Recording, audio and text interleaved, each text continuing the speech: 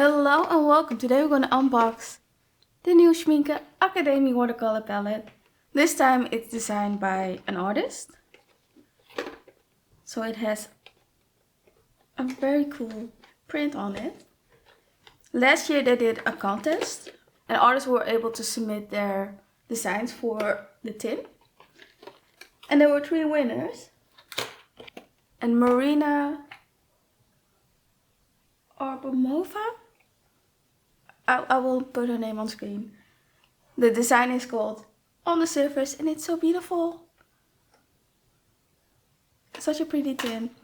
There was also a runner-up that's also getting a design next year called Maria Boteller. And the palette is called Bright Ginkgo, which looks so pretty.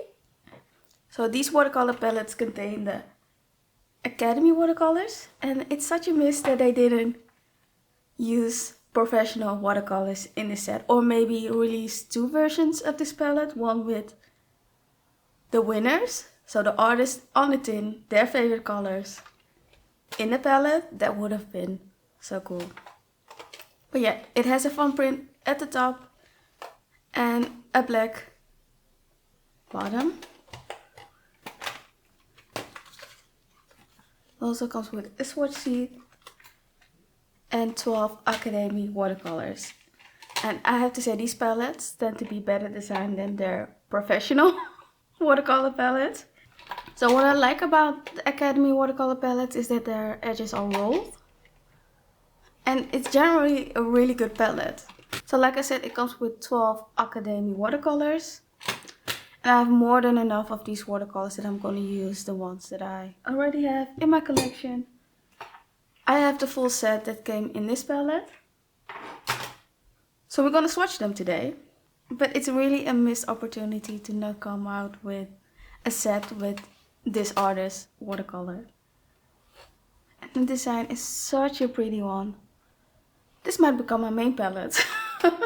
My main Schmincke palette. Like this one, it's filled with Academy watercolors, all 24. And this one I kept the watercolors that came inside the set. And they're semi-precious watercolors that I have along the side. And I have a couple of them filled with the granulating watercolors. And I have one main watercolor palette. And I'm thinking I might switch over to this one. I'm not sure. I don't know what these flowers are. What they're called. But yeah, it's such a great design. But we're going to swatch these watercolors. And do a small demo. I do have my camera on a different setting. So I hope it doesn't mess up with the autofocus. So first up, lemon yellow. It's like a cool yellow in the palette.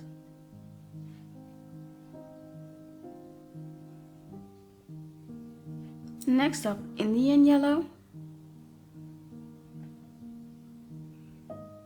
The warm yellow in the palette. It's literally their standard 12 set for the Academy watercolors. Then we have cadmium red hue, which I don't understand why they call this color cadmium red hue, because the pigment is PR 255, which is like a pyro red.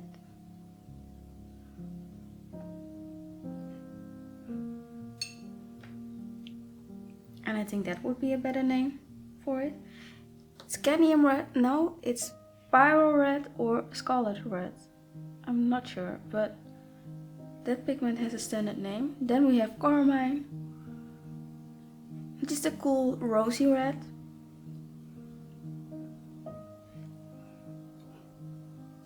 Ultramarine blue or ultramarine.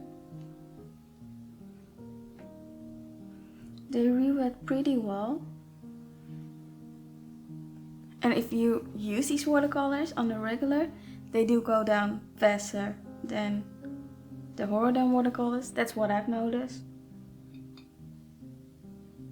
But I don't think that's a bad thing. And the last color of the triad is Persian blue. It's a dull cool blue, I would say. It's deeper than a phthalo blue, but it's easier to use. It's less intimidating. So on top we have the split primary. It was all planned. To put those 6 colors at the top. Then we have Brilliant Green, which is a phthalo green blue shade. A very good mixing color. Then we have our earthy green permanent. Well, the olive green is more of an earthy green. This is still pretty vibrant.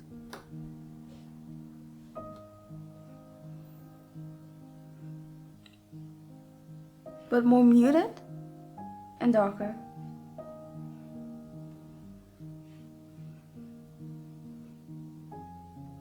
Yellow ochre. I'm regretting not taping this down.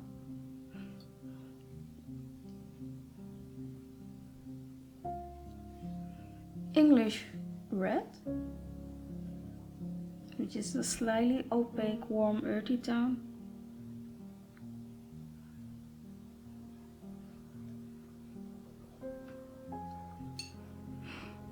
I do think it's one of their more opaque colors in their lineup. Sepia.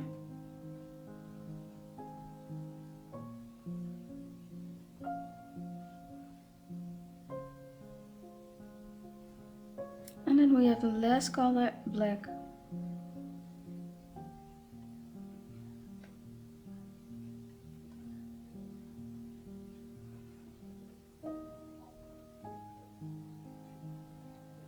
I have the swatches of all of the colors in the lineup. So here it is, with the pigment information. And it's swatched on partial cotton paper, like I think it's 25% cotton. So at least you have the pigment information that way. They also use the PV42 pigment in their professional lineup for their magenta. So I think their Academy lineup is a pretty good representation of their professional lineup. Should we do like a quick demo? I think we should.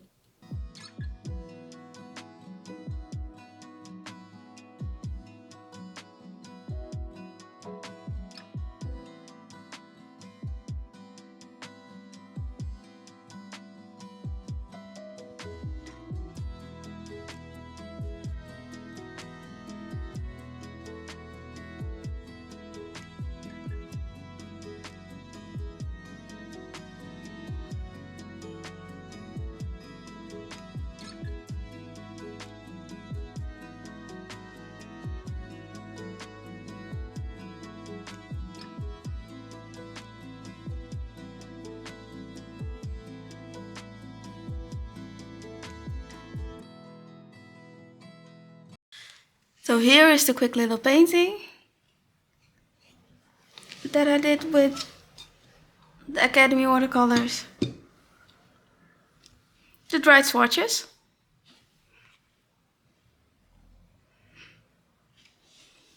I do think the Academy watercolors have some sort of fillers in them, because they move a whole lot slower than the Horadam watercolors, and they are less glowy. But they are good quality student watercolors. But I have way too many of them, but I love this palette. I generally like these limited edition palettes. So I'm some sort of collector. I don't have them all, but the ones that I have I'm really happy with. The same with this one. I love this design. And especially knowing that an artist created this. Like, are those like lily pads? I still believe that they should have included the artist color selection in this palette or created 2 versions. So that's it for the video, and I hope to see you in the next video. Bye YouTube.